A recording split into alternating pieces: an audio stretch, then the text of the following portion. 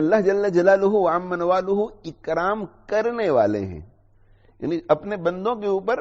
بہت زیادہ اکرام کرتے ہیں، بہت زیادہ احسان کرتے ہیں، اپنے بندوں کے اوپر ہر وقت نعمتیں نچھاور کرتے رہتے ہیں، اپنے بندوں کو عدم سے وجود بخشتے ہیں۔ پھر اللہ جل جلالہ وعم نوالہ ان کے ظاہری جسم کی تربیت فرماتے ہیں، چھوٹے سے بڑا کرتے ہیں، طاقتیں دیتے ہیں، قوتیں دیتے ہیں، دیکھنے کی قوت، سننے کی قوت، سوچنے کی قوت، پکڑنے کی قوت، چلنے کی قوت، بیٹھنے کی قوت، اٹھنے کی قوت، نقل و حرکت کی قوت۔ پھر اللہ جل جلالہ وعم نوالہ اپنی مخلوق میں سے جس جس چیز کو پیدا فرماتے ہیں اس میں سے اس چیز کی جتنی بھی ضرورتیں ہیں ان ساری ضرورتوں کو پورا کرتے ہیں، اور ان کو پورا کرنے کے لیے پتہ نہیں اور کتنی چیزیں پیدا فرماتے ہیں۔ جتنے بھی حیوانات ہیں ان سب کی غذا پیدا کرتے ہیں، نباتات کی غذا پیدا کرتے ہیں۔ تو اللہ جل جلالہ وعم نوالہ دوسرے بادشاہوں کی طرح نہیں ہے کہ ان کی اپنی جو ایک مجازی اور محدود اور تھوڑی سی عظمت ہوتی ہے اس عظمت کو لیے بیٹھے رہتے ہیں اور دوسروں کی پرواہ نہیں کرتے۔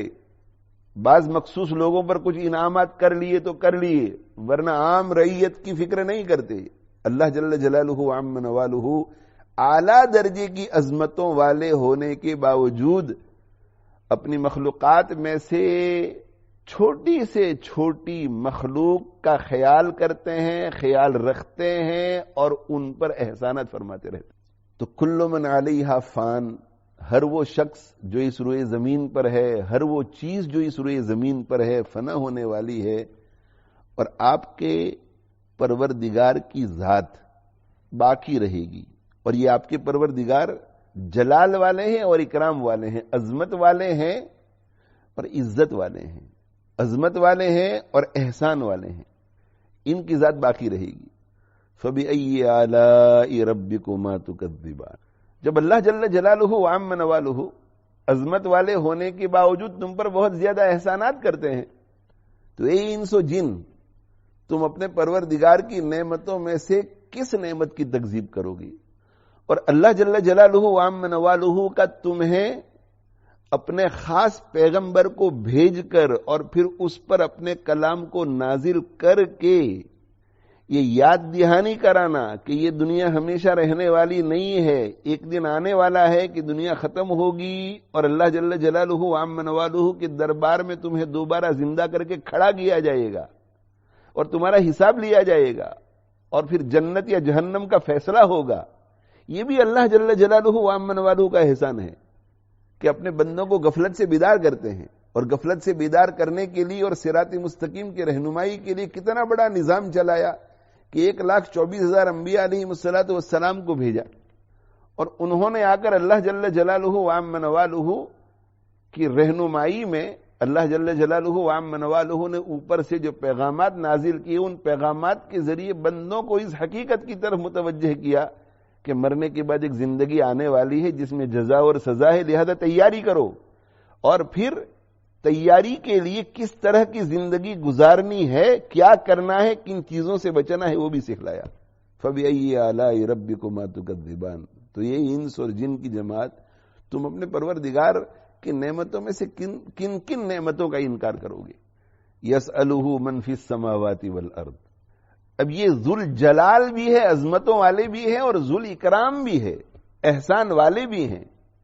اور اتنی عظمت اور بزرگی والے، اتنے عظیم اور اتنے احسان والے کہ وہ ہر ایک کی بات کو سنتے ہیں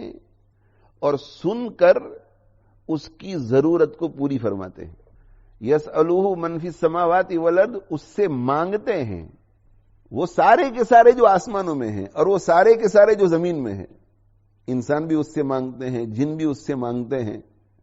اور پھر حیوان کو بھی اللہ جل جلالہ وعم نوالہ نے کچھ شعور دیا ہے، وہ بھی اللہ کی طرف متوجہ ہوتے ہیں، وہ بھی اللہ سے مانگتے ہیں، اور اللہ جل جلالہ وعم نوالہ ہر ایک کی ضرورتیں پوری فرماتے ہیں، ہر ایک کی ضرورتیں پوری فرماتے ہیں۔ اور جہاں تک آسمان والوں کا تعلق ہے،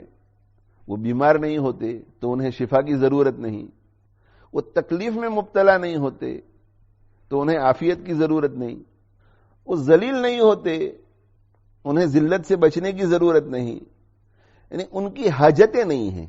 تو وہ اللہ جل جلالہ وعم نوالہ سے کیا مانگتے ہیں؟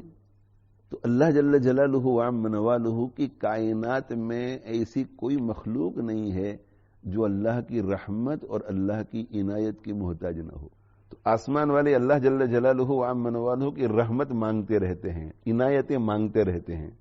آسمان والے بھی مانگ رہے ہیں، زمین والے بھی مانگ رہے ہیں، اللہ کی رحمتیں مانگتے ہیں، عنایتیں مانگتے ہیں، احسانات مانگتے ہیں،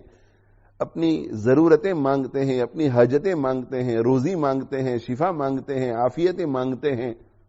تو لاکھوں، کروڑوں، ابجوں، اربوں، خربوں مخلوق ایک ہی وقت میں اللہ جل جلالہ وعم نوالہ سے مانگ رہی ہیں، ہر ایک کی زبان الگ، ہر ایک کی ضرورت الگ، اور ہزاروں سال سے یہ چل رہا ہے اور یہ سلسلہ پتہ نہیں کب تک چلتا رہے گا۔ وہ وحدہ لا شریک لہ ان سب کی مانگ کو ایک ہی وقت میں سنتا ہے اور ان کی مصلحت کے مطابق ان کی مانگ کو پوری بھی کرتا ہے۔